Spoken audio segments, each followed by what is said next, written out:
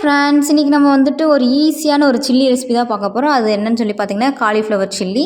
அதுக்கு வந்துட்டு ஒரு காலிஃப்ளவர் வந்துட்டு நல்லா க்ளீன் பண்ணி ஒரு சுடுதண்ணியில் வந்து மஞ்சத்தூள், உப்பு போட்டு லைட்டாக வந்து பாயில் பண்ணி வந்து எடுத்து வச்சுருக்கோம்.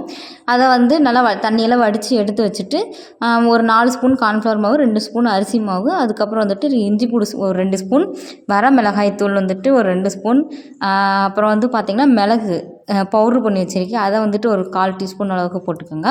ஒரு ஹாஃப் லெமனும் அப்புறம் வந்து ஃபுட் கலர் தேவையான ஆட் பண்ணிக்கோங்க. தேவையான அளவு உப்பு போட்டு நல்லா கிளறி விட்டுக்கோங்க.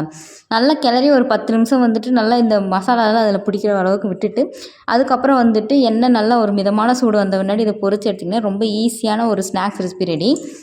குழந்தைகளுக்குலாம் வந்துட்டு இதை வந்து நீங்கள் வந்து ஸ்கூல் விட்டு வந்தாலும் செஞ்சு கொடுத்தீங்கன்னா நல்லா விரும்பி சாப்பிடுவாங்க. இதை வந்து நீங்கள் பெரட்டும் போது வந்துட்டு சப்போஸ் உங்களுக்கு வந்து ரொம்ப ட்ரையாக இருக்குன்னா தேவையான லைட்டாக தண்ணி தொளிச்சுக்கோங்க. ரொம்ப தண்ணி தொளிச்சிட்டிங்கன்னா எண்ணெய் குடிக்க ஆரம்பிச்சிடும். இந்த மாதிரி நீங்களும் வந்து வீட்டில் வந்து ட்ரை பண்ணி பாருங்கள், எப்படி இருக்குன்னு சொல்லுங்கள். நம்மளோட சேனலை மறக்காமல் சப்போர்ட் பண்ணுங்கள். நோட்டிஃபிகேஷன் பெல்லை வந்துட்டு ஆளுங்கிற நோட்டிஃபிகேஷன் பெல்லை வந்து கிளிக் கொடுத்து வச்சுக்கிட்டிங்கன்னா நம்மளோட வீடியோ எல்லாம் உங்களுக்கு வந்து உடனுக்குடன் கிடைக்கும். சேனலை மறக்காமல் சப்ஸ்கிரைப் பண்ணி வச்சுக்கோங்க.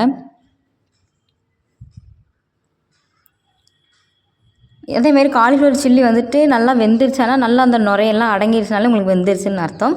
இந்த மாதிரி வீட்டில் ட்ரை பண்ணி பாருங்கள். தேங்க்ஸ் ஃபார் வாட்சிங்.